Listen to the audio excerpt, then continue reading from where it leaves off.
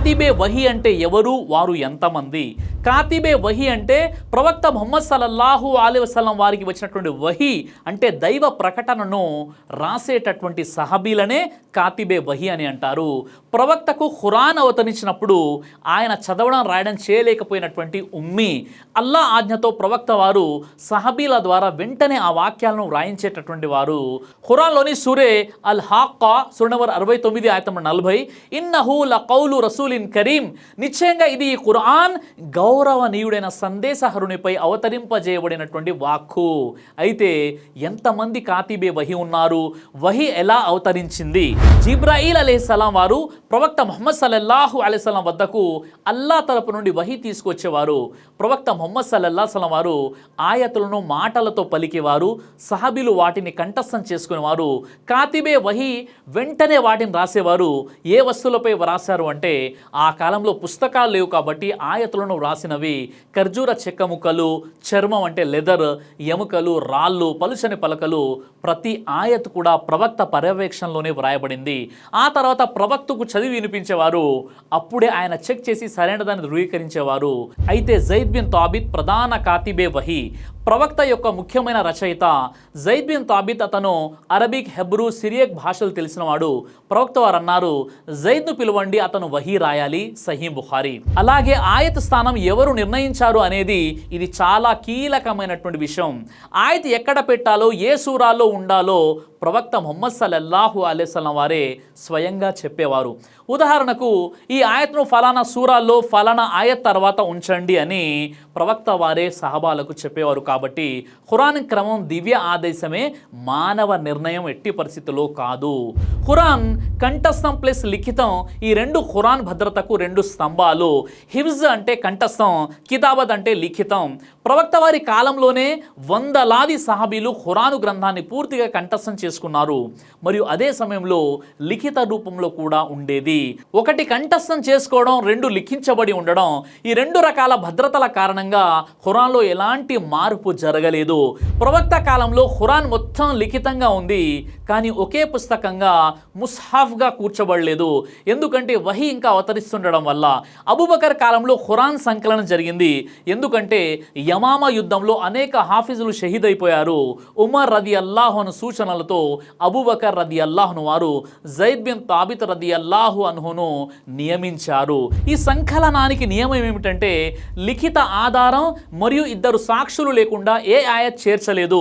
మొదటి అధికారిక ముస్హఫ్ సిద్ధమైంది ఉస్మాన్ రదియల్లాహు కాలంలో. ఉస్మానీ ముస్హఫ్ ఇస్లాం విస్తరించడంతో ఖురాన్ని ఏ విధంగా పఠించాలి అనే విభేదాలు మొదలయ్యాయి. అప్పుడు ఉస్మాన్ రదియల్లాహు వారు అధికారిక ముస్హఫ్ తయారు చేయించారు.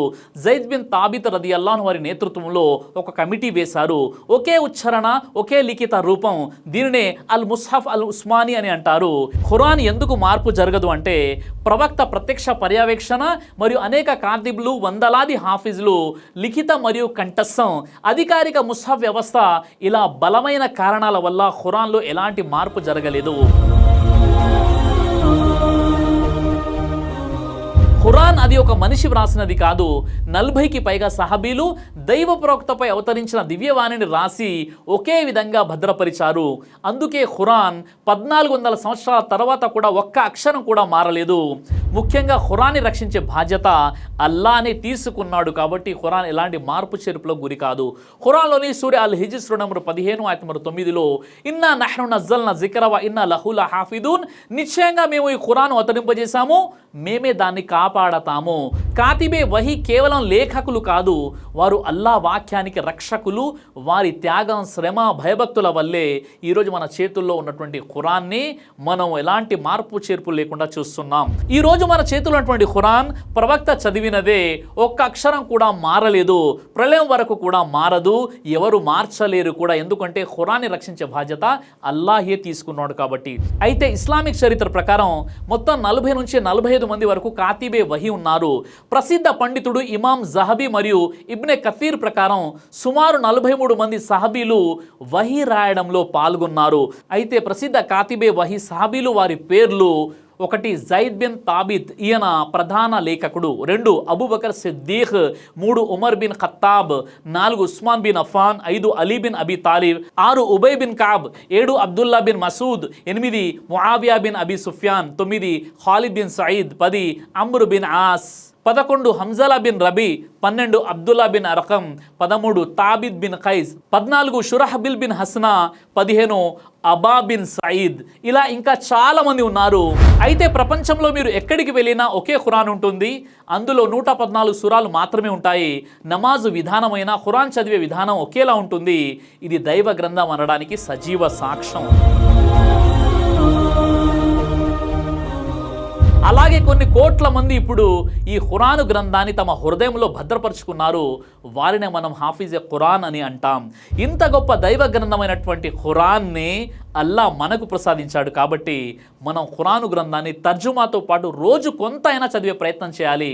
దైవం మనందరికీ కూడా ప్రతిరోజు అల్లా గ్రంథం అనేటువంటి దివ్య ఖురాన్ని చదివేటటువంటి సద్బుద్ధిని ప్రసాదించుగాక. ఆమీన్ యా రబ్బుల్ ఆలమీన్. దైవ ప్రవక్త ముహమ్మద్ సల్లల్లాహు అలైహి వసల్లం వారు తెలియజేశారు, కడుపుకు సంబంధించినటువంటి అన్ని రకాల వ్యాధులకు అద్భుతమైనటువంటి ఔషధం తల్బీనా. ఇది దైవ ప్రవక్త వారి సున్నత్. మంచి ఆహారం, ఇమ్యూనిటీ బూస్టర్, ఇందులో షిఫా ఉంది.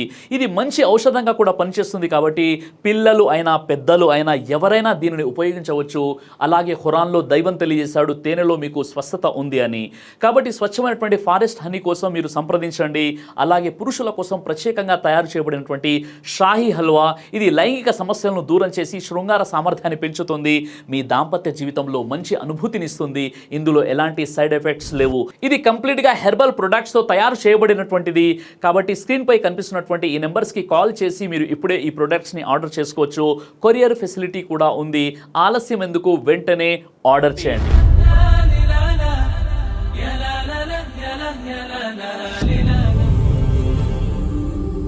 బ్రదర్ సిరాజ్ అని యూట్యూబ్ ఛానల్ని మీరు సబ్స్క్రైబ్ చేసినట్లయితే ఇన్షాల్లా దేవచిత్తం అయితే మీకు వీడియోస్ వస్తుంటాయి. అదేవిధంగా బ్రదర్ సిరాజ్ అనేటటువంటి ఫేస్బుక్ని కూడా లైక్ చేయడం వల్ల మీకు వీడియోస్ వస్తుంటాయి.